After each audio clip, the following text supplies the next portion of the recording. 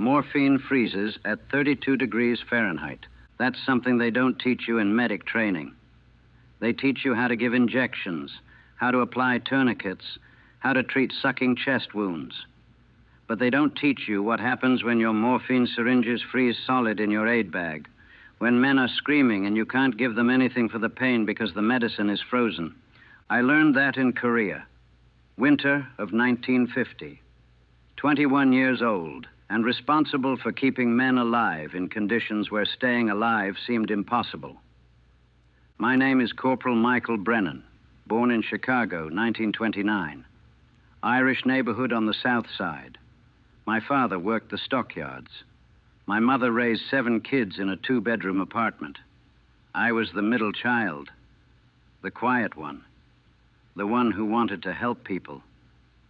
I enlisted in 1948, right after high school, peacetime army. I volunteered for medic training because I couldn't stomach the idea of killing anyone. Thought I could serve without having to take a life. Thought being a medic would be honorable, clean. Nothing about Korea was clean. They trained us at Fort Sam Houston in Texas.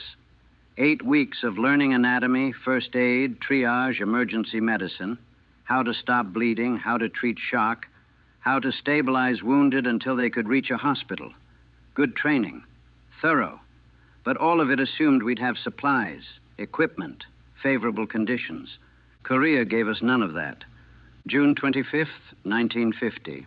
North Korea invaded the South. Within weeks, the South Korean army was collapsing. The U.S. committed troops.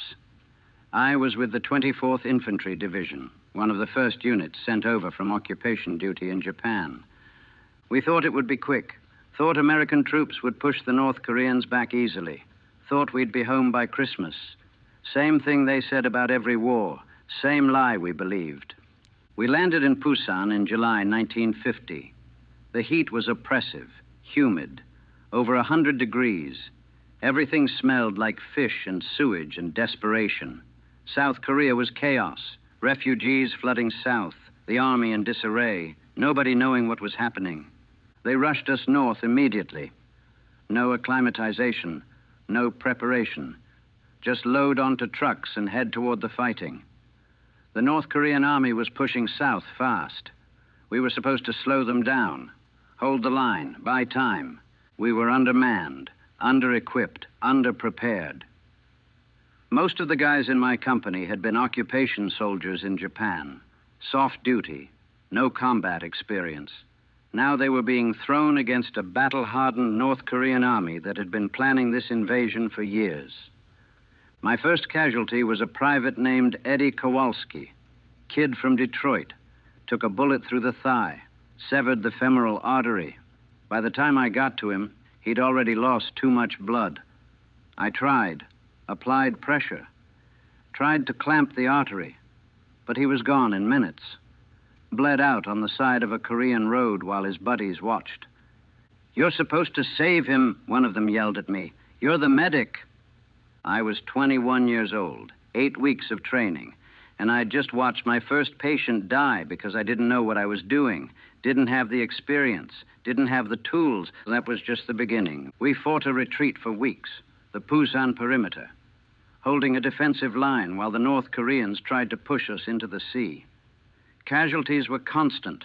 Men hit by bullets, mortars, artillery, heat casualties, men collapsing from exhaustion and dehydration, disease, dysentery spreading through the ranks. I learned fast, had to. Learned to work under fire, learned to prioritize. This one might survive, this one won't. Learned to make impossible choices with incomplete information and live with the consequences. Learned to watch men die despite my best efforts, sometimes because of my mistakes, always knowing I could have done better, should have done better, but never having the time or resources or knowledge to actually do better. By September, I'd been in Korea for 2 months. Felt like 2 years. I'd treated maybe 100 casualties. Lost count after a while. They all blurred together.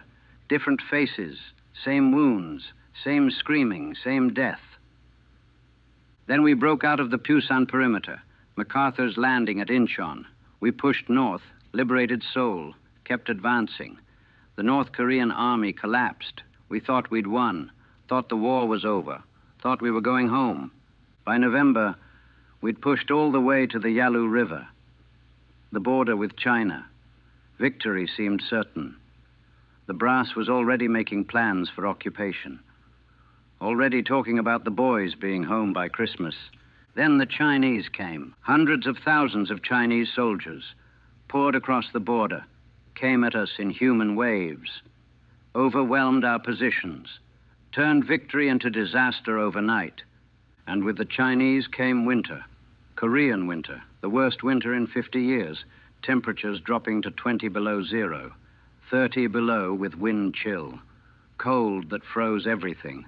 That killed as surely as bullets. That turned Korea into a frozen hell. That's when I learned that morphine freezes, that plasma freezes, that bandages freeze to wounds, that fingers freeze and fall off, that men freeze to death in their sleeping bags, that the cold is an enemy as deadly as any army.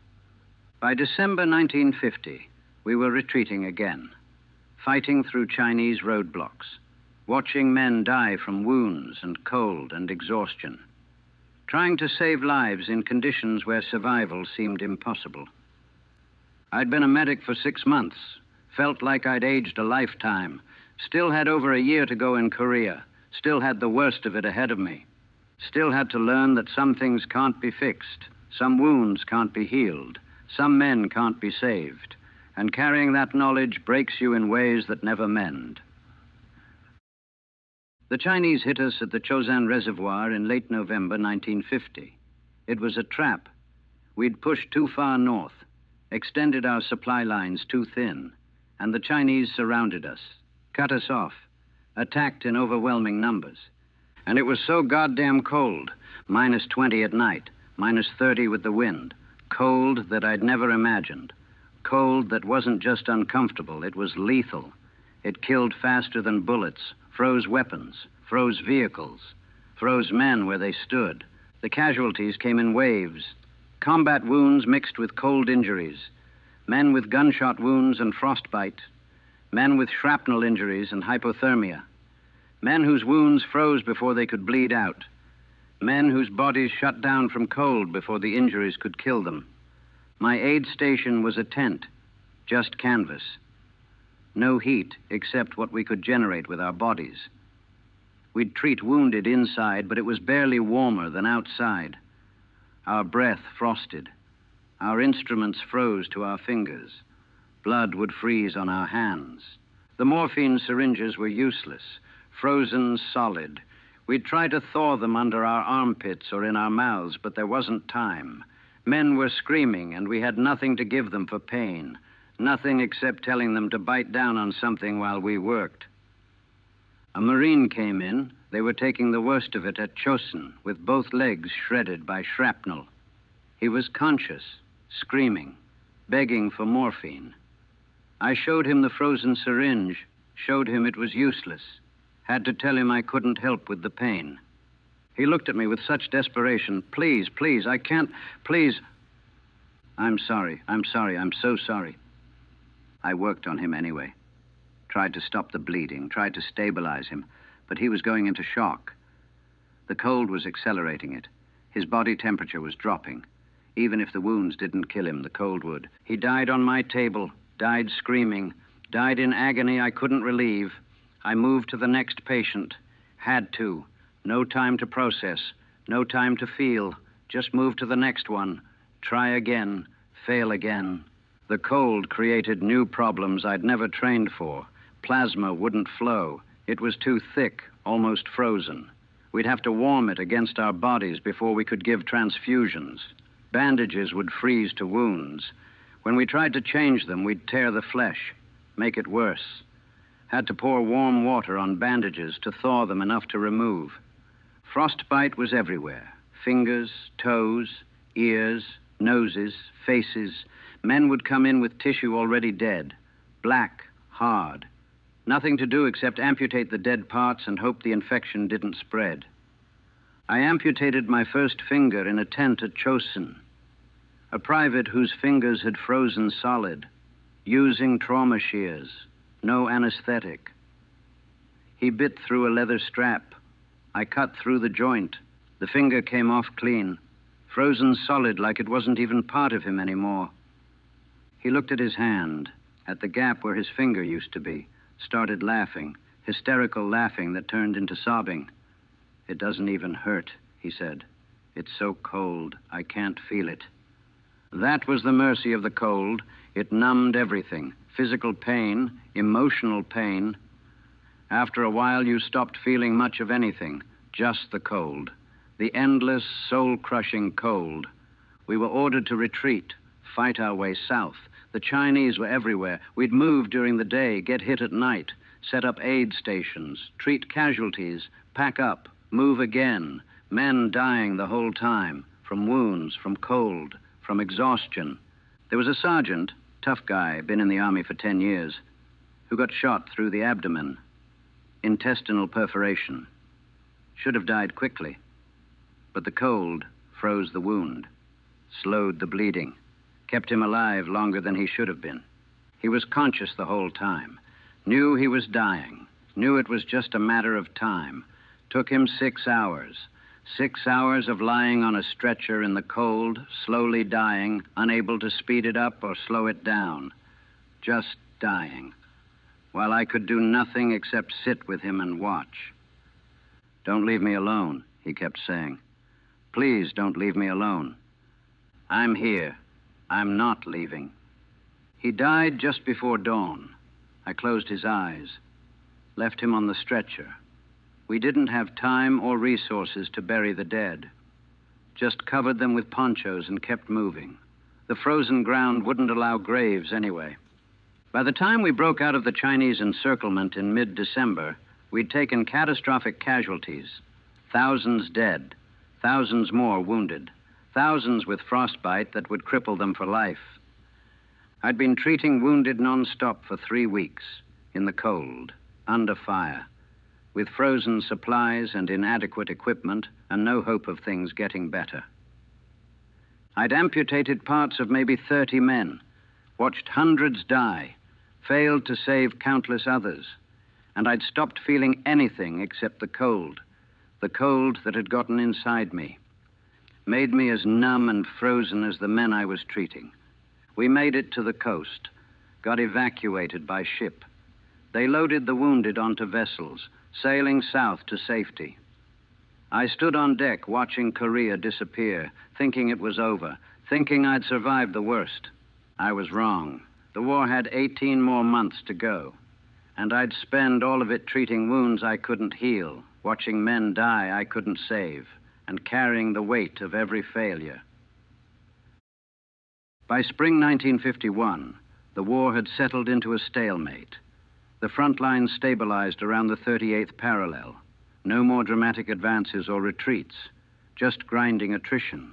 Hills taken and lost and taken again. Men dying for ground that meant nothing. The cold eased. Spring brought mud instead. Endless, sucking mud that made everything harder. Vehicles got stuck. Supplies couldn't get through. The wounded had to be carried through mud that was sometimes waist deep. And the casualties never stopped. Artillery, mortar attacks, patrols ambushed, raids on positions. Every day, more wounded. Every day, more work that never ended. I was attached to a MASH unit by then, Mobile Army Surgical Hospital. We'd set up near the front lines, close enough to get the wounded quickly, close enough to hear the fighting, close enough that sometimes we'd get hit by artillery ourselves. The MASH was a step up from the aid station. We had surgeons, real equipment, proper supplies, but we were still overwhelmed. The volume of casualties was constant. We'd work 18-hour shifts, sleep for a few hours, work another 18, day after day after day. My job was triage and stabilization. Incoming wounded would arrive by ambulance or helicopter. I'd assess them. Green tag, minor wounds. Yellow tag, serious but stable. Red tag, critical immediate surgery. Black tag, expectant, going to die. That black tag haunted me. Every time I put one on someone, I was making a calculation. This person's life isn't worth the resources it would take to maybe save them. This person dies so others might live. Logical, necessary, unbearable. There was a young private, couldn't have been more than 18, who came in with massive head trauma.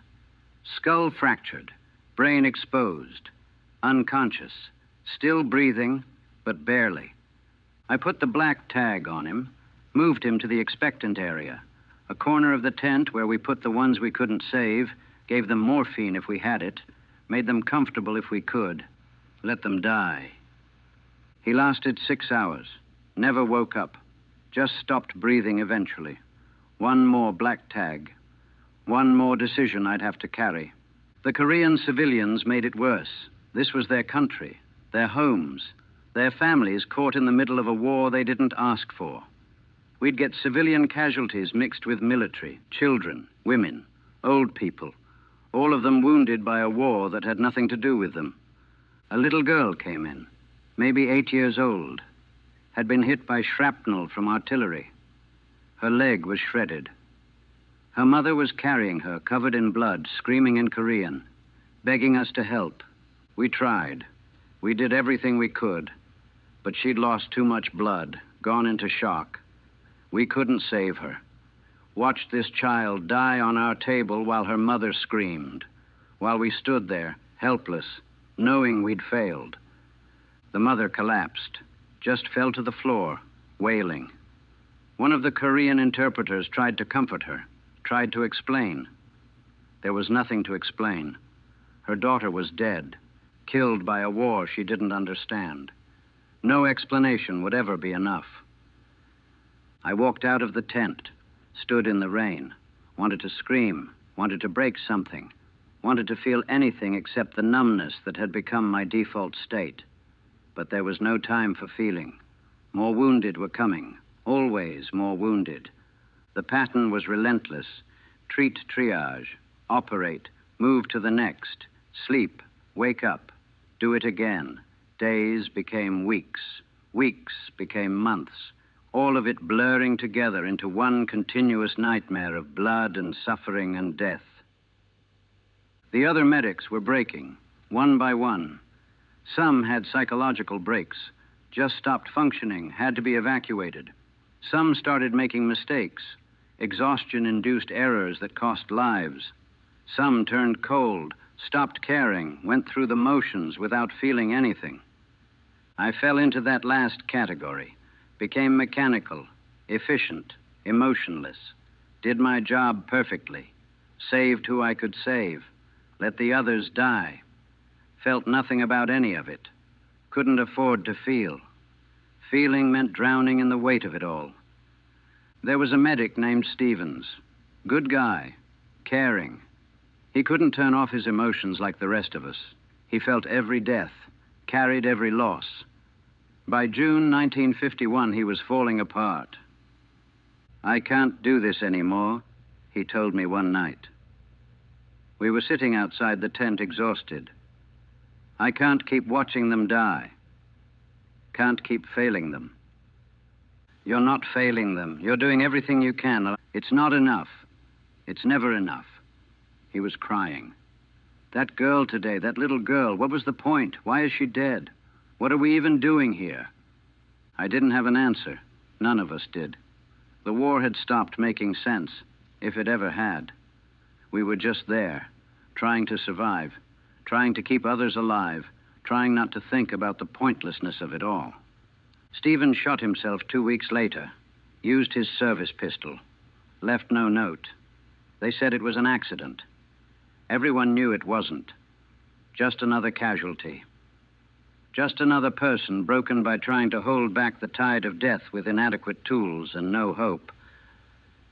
By fall 1951, I'd been in Korea for over a year. I'd treated thousands of wounded, lost count somewhere around 800, watched hundreds die, put black tags on maybe 50, amputated parts of countless men, failed more times than I could remember, and I'd stopped being fully human. become something else, something that functioned but didn't feel, something that survived but didn't live, something that went through the motions while the person inside slowly died. The war continued, the casualties continued, and I continued. Because that's what you do. You continue, even when it's killing you, even when you've lost yourself completely, even when there's nothing left except the routine of surviving one more day. Winter, 1951 into 1952. My second winter in Korea, somehow worse than the first. Not because the cold was worse, though it was brutal, but because I knew what was coming, knew what the cold would do, knew I'd be helpless to stop it. The frostbite cases started early, November, fingers and toes turning black, ears and noses losing tissue, men showing up at the MASH with frozen limbs that needed amputation before gangrene set in. I became efficient at it. Amputations. Knew exactly where to cut, how to tie off blood vessels, how to close the wound. Could amputate a finger in under 5 minutes, a foot in 20. Gotten good at something I never wanted to be good at. A corporal came in with both feet frozen, solid black, dead tissue up to his ankles. He knew what was coming. You're going to take them, aren't you? I'm sorry. Yes. There's no other option. Will I ever walk again? With prosthetics. Eventually. Maybe. Maybe. He laughed bitterly. 22 years old and maybe I'll walk again. For what? For this frozen hell. For a war nobody back home even cares about. I didn't disagree. Couldn't disagree. He was right. Back home, people had moved on. Korea wasn't like World War II. There were no victory gardens, no bond drives, no sense of national purpose. Just a war that dragged on and on while the American public stopped paying attention. We took his feet, both of them, below the ankle. He survived the surgery, survived the recovery. They shipped him home eventually, disabled at 22, for a war that would be remembered as the forgotten war, if it was remembered at all. The peace talks had started in July 1951. Negotiations dragged on, months of talking while men kept dying. Fighting continued, casualties continued. We kept treating the wounded from a war that was supposedly ending but never actually ended. The absurdity of it wore on everyone, dying for hills that would be given back in negotiations, losing legs and arms and lives for territory that would be traded away at a conference table. Men screaming on our operating tables while diplomats argued about words. The nurses at the MASH were incredible, worked as hard as anyone, longer hours, same trauma, same helplessness. But society expected them to be gentle, caring, nurturing, even when they were exhausted and traumatized and falling apart like the rest of us. One of the nurses, Lieutenant Sarah Walsh from Ohio, she broke down in the middle of surgery. Just stopped, froze, couldn't function, started crying and couldn't stop. They had to lead her out, sedate her, ship her home. Another casualty, another person destroyed by trying to do the impossible. The rest of us kept going. No choice. The wounded kept coming. The work never stopped. We functioned on exhaustion and routine and the numbness that made it possible to keep going despite everything. Spring 1952, mud season again. The cycle repeated. Different year, same hell, same casualties, same pointless fighting over the same meaningless terrain. I started counting down. I had about 3 months left on my rotation. 3 more months and I'd go home. Survival became its own mission. Just make it through. Just don't get killed. Just keep going long enough to leave. But those last 3 months felt longer than all the time before. Every day was a struggle. Every casualty felt heavier. Every death hit harder because I was so close to being done, so close to escaping. And every time someone died, I felt guilty for thinking about my own survival instead of theirs. There was a kid, private, maybe 19, who came in with his leg blown off above the knee. Landmine. He was conscious, in shock, but conscious. Kept asking if he was going to be okay. "You're going to make it," I told him. "We've got you. You're going to be fine." He survived the surgery, stabilized. We sent him on to the hospital ship. He'd live, go home, adjust to life with one leg, carry the war with him forever. After he was gone, one of the surgeons said to me, "You lied to him. You told him he'd be fine. He lost his leg. He'll never be fine." What else was I supposed to say? That his life is ruined? That he'll spend the rest of his life as a cripple? That we failed him? We didn't fail him. We saved his life. Did we? Or did we just extend his suffering? The surgeon didn't answer. There was no good answer. We saved bodies, kept men alive, but we couldn't save them from the consequences, couldn't give them back what they'd lost, couldn't make them whole again. By June 1952, I was done. Mentally, emotionally, physically, just finished, counting hours until I could leave, until I could stop being responsible for lives I couldn't save, until I could stop carrying the weight of all these deaths. My rotation ended on June 23rd, 1952. 2 years in Korea, 2 years of blood and death and failure. They gave me my orders, told me I was going home, gave me a Bronze Star for exceptional service under combat conditions. I didn't want it, didn't feel like I deserved it.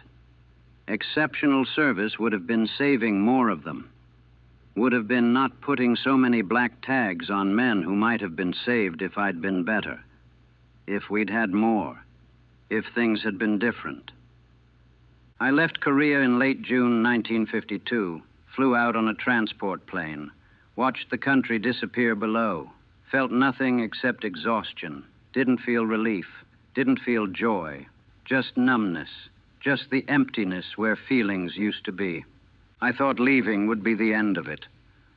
Thought I could go home and leave Korea behind. Thought I could stop being a combat medic and start being a person again. I was wrong. Korea came with me, in my nightmares, in my memories, in every moment of every day. You don't leave war behind. You carry it with you forever. I came home to Chicago in July 1952, 23 years old, felt like I was 50. 2 years in Korea had aged me in ways that couldn't be measured in time. My family threw a welcome home party, extended family, neighbors. Everyone wanted to celebrate, wanted to hear stories, wanted to know what it was like. I couldn't talk about it, couldn't tell them about the frozen morphine, about the amputations, about the black tags, about watching men die while I stood there helpless, about becoming the kind of person who could cut off someone's foot without feeling anything. So I smiled, said it was hard but necessary, said I was glad to be home, said all the appropriate things while inside I was screaming. I couldn't sleep. The nightmares were constant. Every night I was back in Korea, back in the MASH tent, back trying to save men who were already dying, waking up gasping, sweating, reaching for medical supplies that weren't there. My mother was worried. "Michael, you look so tired. Are you eating? Are you taking care of yourself?" "I'm fine, Ma. Just adjusting." But I wasn't fine. Wasn't anywhere close to fine. I'd go to family dinners and sit there disconnected, watching people laugh and talk about trivial things while all I could think about was the corporal who lost his feet, the little Korean girl who died on my table, Stevens who shot himself, all the faces I couldn't forget. I tried to go back to school, used the GI Bill, enrolled at a local college, thought maybe I could become a doctor, turn my medic experience into something productive, something that would give meaning to everything I'd been through. I lasted 1 semester, couldn't handle it. The classroom felt claustrophobic. The other students felt like children. 20-year-olds complaining about exams and dates and petty drama. I wanted to scream at them, tell them about real problems, about men dying in frozen mud, about impossible choices, about horror they couldn't imagine. But I didn't. Just withdrew from school. Stopped trying to fit in. Stopped trying to be normal. The Army wanted me to re-enlist, offered to make me an instructor, train new medics, pass on my experience. I couldn't do it. Couldn't teach young kids how to do what I'd done. Couldn't send more people into that hell. Couldn't be responsible for creating more people like me. Broken things that used to be human. I got a job at a hospital, civilian nursing assistant. Thought maybe working in medicine again would help. Would give me purpose. Would use my skills without the trauma. It was worse. Every patient reminded me of Korea. Every emergency triggered flashbacks. A man came in with a compound fracture, and I was back in the MASH tent. A child came in with a head injury, and I saw the little Korean girl. Couldn't breathe. Couldn't function. Had a panic attack in the middle of my shift. They sent me home. Suggested I talk to someone. Suggested I wasn't ready to work in medicine. Suggested kindly that maybe I should find another line of work. But what else could I do? Being a medic was all I knew, all I'd trained for, all I'd been for 2 years. Without that, who was I? I started drinking, not much at first, just enough to sleep without nightmares, just enough to quiet the thoughts, just enough to make it through each day without falling apart. But enough became more. More became too much, became the only way I could function, the only thing that made the memories less sharp, the only thing that let me forget, temporarily, the weight of all those deaths. By 1953, I was a wreck, couldn't hold a job, couldn't maintain relationships, couldn't function in normal society. The war had ended, armistice signed in July 1953, but for me it continued. Every day, every night, every moment. My family tried to help. My father, a tough man who'd worked hard his whole life, he tried to connect with me. Son, you need to pull yourself together. You're young. You have your whole life ahead of you. Don't waste it. I'm trying, Dad. I'm trying.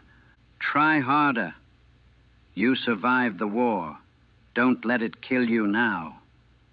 But that's exactly what was happening. Korea was killing me, slowly, from the inside out.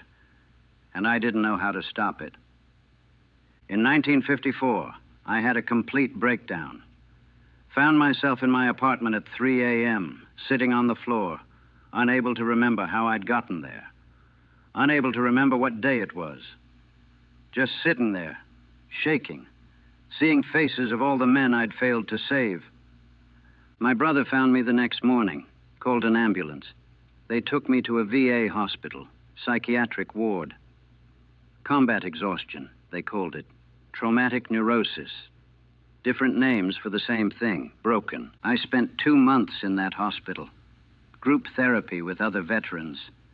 Other men who couldn't adjust, who couldn't stop seeing the war, who couldn't figure out how to be civilians again. We'd sit in a circle, tell our stories, try to make sense of it. A Marine who'd been at Chosin talked about watching his friends freeze to death. An Army rifleman talked about shooting a Chinese soldier who turned out to be maybe 14 years old. An Air Force pilot talked about dropping bombs and wondering how many civilians he'd killed. And I talked about the black tags, about deciding who would live and who would die, about failing to save so many, about becoming cold enough to make those decisions without feeling anything, about losing myself somewhere in Korea and not knowing how to find that person again. The therapy helped, a little, not fixed, not healed, but helped, gave me tools to survive, gave me permission to acknowledge that I was broken, that it wasn't my fault, that I'd done my best in an impossible situation. But it didn't give me back who I was before Korea. That person was gone. dead, buried in frozen mud with all the others who didn't make it home. It's 1978 now, 26 years since I came home from Korea. I'm 49 years old. Half my life lived in the shadow of those 2 years. I never became a doctor, never finished college, never built the life I thought I'd build before the war. Korea took that possibility away, took away a lot of possibilities. I work as a janitor at a high school, night shift, cleaning classrooms after everyone's gone home. Suits me. Don't have to interact with people much. Don't have to pretend to be normal. Can just do the work and go home and exist. I never married, never had kids. Couldn't imagine inflicting myself on another person. Couldn't imagine trying to explain the nightmares, the flashbacks, the moments when I'm not really present because I'm back in Korea, back in that tent, back trying to save men I couldn't save. The nightmares continued for decades. Every night, I'm back there. Sometimes I'm at Chosin, frozen morphine useless in my hands. Sometimes I'm in the MASH tent, putting black tags on men who might have lived. Sometimes I'm watching the little girl die. Sometimes I'm the one dying and nobody can save me. I did try to help other veterans in the 60s and 70s. As guys came back from Vietnam with the same problems we'd had, the same inability to adjust, the same nightmares and flashbacks and broken pieces, I volunteered at the VA, talked to young vets, tried to let them know they weren't alone, that what they were feeling was normal, that they weren't crazy, just damaged in ways that don't show on the outside. Some of them listened, some of them didn't. Some of them ended up like Stevens, couldn't carry the weight anymore, couldn't find a way to keep going, chose to end it rather than keep suffering. Each one felt like another failure, another person I couldn't save, another name added to the list of people I'd let down. The statistics came out over the years about Korea, about casualties, about the forgotten war, about 36,000 Americans dead, over 100,000 wounded, millions of Koreans, soldiers and civilians, dead, wounded, displaced. Those numbers don't capture it, don't capture the individual moments, the individual faces, the corporal who lost his feet, the private with the frozen legs, the little girl with shrapnel wounds, the sergeant who died slowly over 6 hours, Stevens who couldn't take it anymore. All the names I remember and all the ones I forgot. I carry them all, every single one, every patient I treated, every tag I assigned, every decision I made, every failure, every loss. They're with me always, in my thoughts, in my dreams, in every moment. People ask me sometimes, younger people who learn I was in Korea, if I'm proud of my service, if I'd do it again. I don't know how to answer. Proud of what? Of surviving while others didn't? Of failing to save people? Of becoming cold enough to function in hell? Of carrying 2 years of horror for the rest of my life? Would I do it again? Number. Never. I'd tell that 20-year-old kid to find another way to serve, to avoid being a medic in combat, to avoid learning that you can't save everyone, that sometimes you can't save anyone, that trying to hold back death with inadequate tools destroys you piece by piece. But I didn't have that choice. None of us did. The war happened. We were needed. We went. We did what we had to do. And we carried it home. And we're still carrying it, decades later. The truth about being a combat medic, the truth nobody tells you, is that you can't save everyone. Can't even save most people. You just do what you can with what you have and try not to drown in the weight of all the failures. You make impossible decisions. You assign black tags. You amputate pieces of people. You watch men die despite your best efforts. And you carry every single one of those moments for the rest of your life. Morphine freezes at 32 degrees. That's what I learned in Korea. But the real lesson was deeper. That sometimes you can't help. That sometimes there's nothing you can do. That sometimes all your training and effort and caring isn't enough. That helplessness is worse than any physical wound.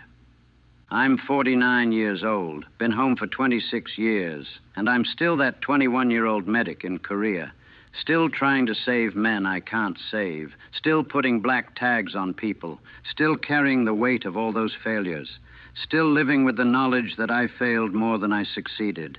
They gave me medals, Bronze Star, Korean Service Medal, others I never wear. What do you do with medals that say you survived when others didn't? When survival came at the cost of watching so many die? When the price of making it home was becoming something you don't recognize? I look at young people now, kids the age I was when I went to Korea. They're full of possibilities, full of life, full of hope for the future.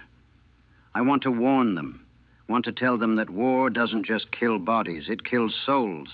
It kills futures. It kills the person you might have been and leaves behind something broken and hollow. But they wouldn't understand. Nobody understands until they've been there, until they've held a dying man's hand, until they've made the decision to let someone die, until they've failed despite trying their hardest, until they've become the kind of person who can function in hell but can't function in normal life. Korea took 2 years of my life, but really it took all of it. The person I was before died there. The person I might have become died there. What came back was just a shell, just someone going through the motions, just a broken thing that learned to survive but never learned to live again. Morphine freezes at 32 degrees Fahrenheit, but souls freeze at lower temperatures, in Korean winters, in MASH tents, in moments of impossible choices, in accumulations of failures that become too heavy to carry. And once frozen, they never quite thaw, even after decades. Even after you're safe, even after you're home, they stay frozen, stay numb, stay broken.